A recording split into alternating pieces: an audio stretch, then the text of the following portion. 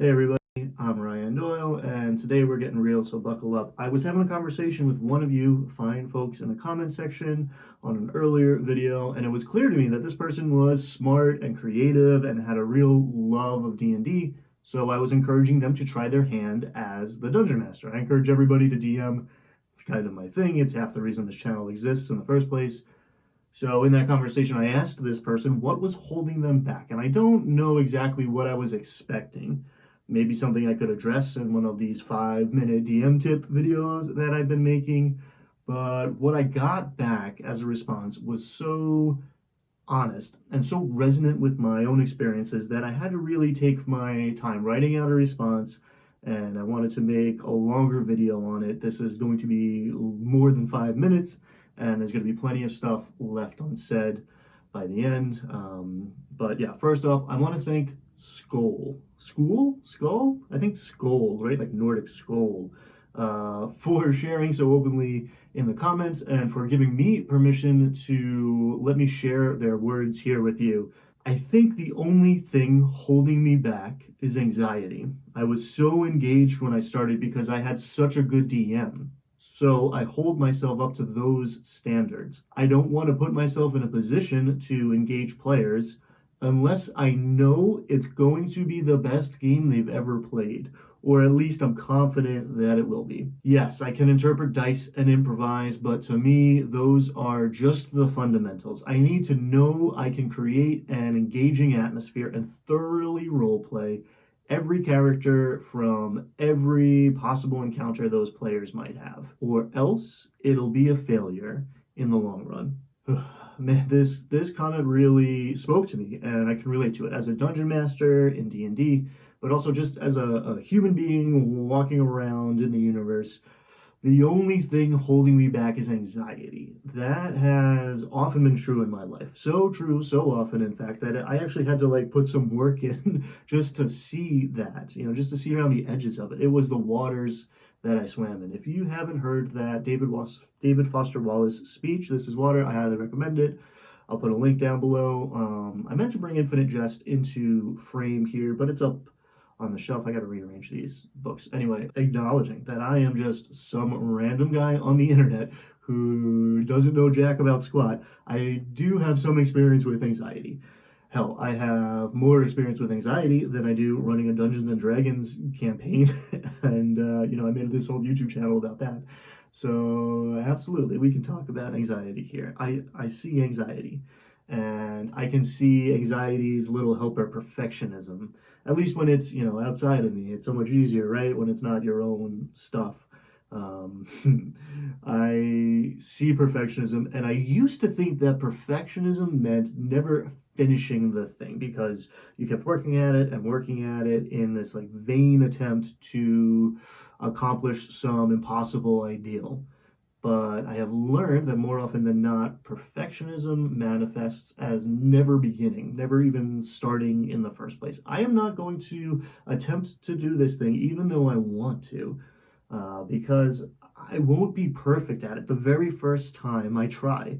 It sounds silly. I'm sorry for laughing, but I've definitely operated under this kind of thinking before, and it doesn't take much reflection to see that if we had applied that sort of logic to everything in our lives up to this point, we would have never done anything. We would have never attempted anything, never learned, never grown. It's easy to understand this, right? Like intellectually, but if you want to feel it viscerally, emotionally, imagine applying this sort of thinking to a kid learning to read, learning to ride a bicycle, right? Imagine a toddler trying to take their first steps. What would you say to them if they were talking like this?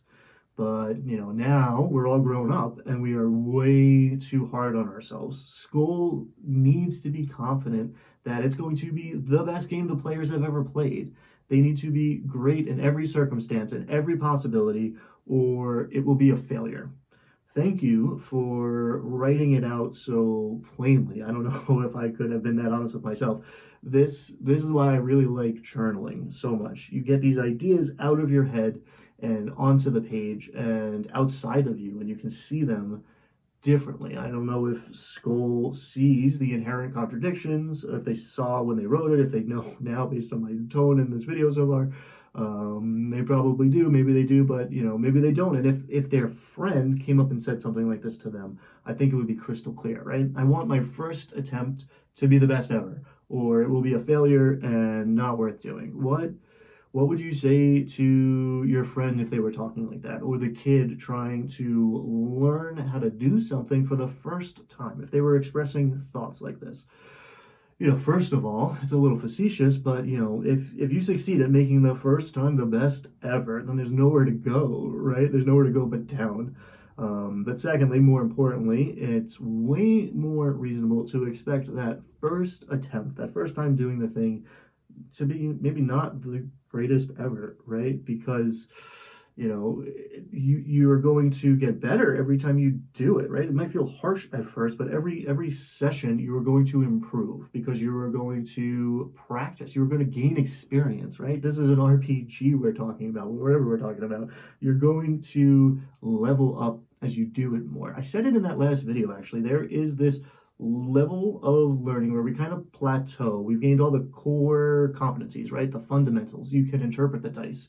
You can improv, which I don't know if that's fundamental, but it's also like pretty advanced. But whatever. You only begin to capture this next level stuff. You only continue to advance by making mistakes, by coming up against what you don't know, and then like cleaning up the mess. This has been true for me in Dungeons and Dragons, but also in my real life, right? My professional life, my personal life, for sure. This channel, God, the mistakes I make. Let's take this magnifying glass off of the skull. You were very kind to give me permission to share your words here. Thank you again. Go check out their stuff, link in the description. Show them some love, show them some support. But I'm going to offer myself up as tribute now and take the spotlight off of them. And I started the verdigris table, which was just now, honestly, in the grand scheme of things. I'm just getting started, but I knew I was going to have to deal with my anxiety, with this very thing. In fact, I treated that as a benefit. It was one of my goals written out. I was going to take the time to confront these issues and to learn how to better cope, how to better work with them. And oh man, I was right. I am giving myself a real opportunity to confront these issues. Those first few weeks, in fact, getting started filled me with so much anxiety that I thought that I needed to find a cardiologist. I was literally on Google Maps because my heart would do these weird, crazy, scary things at the end of the day when I would finally stop researching and working and writing and recording and all this crap and like would sit down and relax. It would come on, and it took me a while to figure out, okay, this is all the bottled up anxiety coming out. If you want to confront your anxiety, you want to talk about perfectionism, and you look at your unreasonably high standards that you hold yourself to. Spend hours alone in a room recording yourself and hours and hours and hours in that room watching that footage and judging yourself, right? Editing. But all this internal criticism comes out. My big bald head is too shiny. The mustache is stupid. I say too many filler words. They're all going to laugh at me, right? Or worse, no one's going to laugh because no one's going to see it. No one's ever going to watch this. All of these internal criticisms ultimately boiling down to this idea: I am not good enough. I think there are a lot of us walking around feeling like we are not good enough. And it could be a symptom of today's superficial culture and celebrity and social media bullshit, or late stage capitalism, or the world burning up around us, or maybe because when we were kids they told us we were special, and now that we're grown up we are terrified to prove them wrong and to show that we are in fact just like everybody else.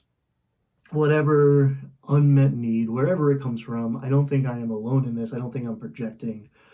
To start this channel, to chase this dream, I had to convince myself that I was good enough. Not the best, not perfect, simply good enough. And I needed to convince myself not by hearing it in the comments or seeing it in the metrics or these are external things, although that's certainly nice, and I am not going to pretend that I am not chasing these things, the metrics, whatever.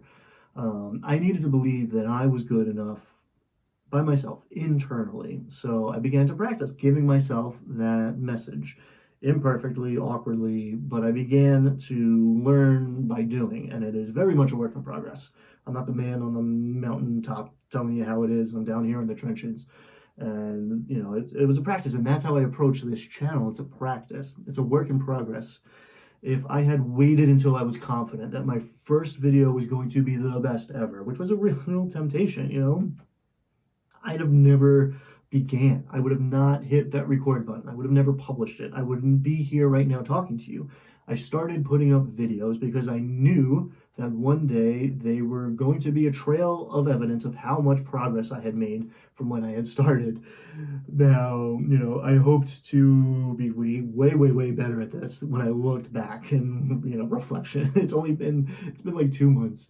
And as far as I'm concerned, I am still in training. I've got a very long way to go before I am even close to where I want to be in production value, in my delivery, in the content itself. I've got big plans for this channel, and honestly, big plans for the Verdigris table beyond YouTube. The website should be worth visiting by the time this video goes up or soon after. Link below. There are cool things in the works that I'm very excited about that are going to be going up there soon.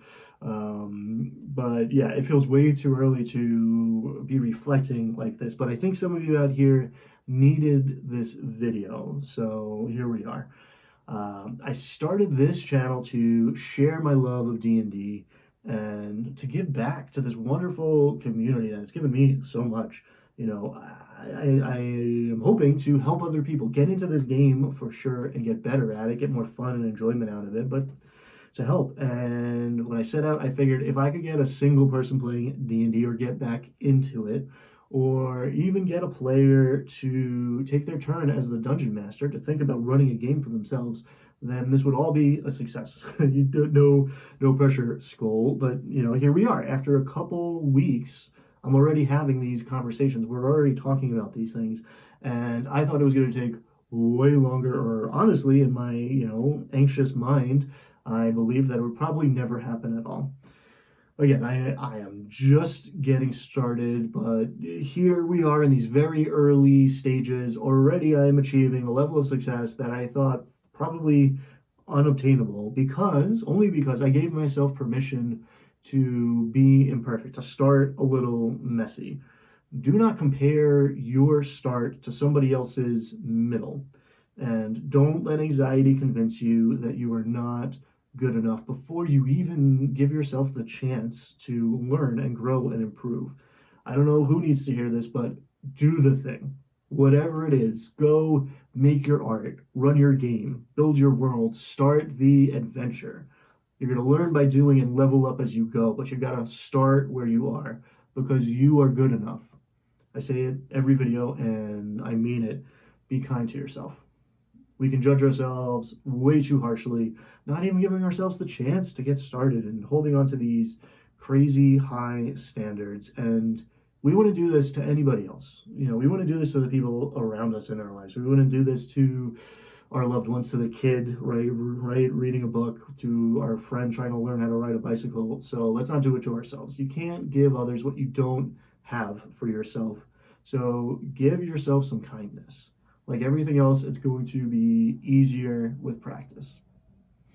Sorry if you expected a video about making goblins cool or whatever, something like that. I promise I will get back to that sort of thing next time. But if you are still with me, thank you so much for watching. I sincerely hope that this video helped at least a little to Skull out there and everybody else on the fence thinking about taking a worthy risk, whether it's running a game or whatever else.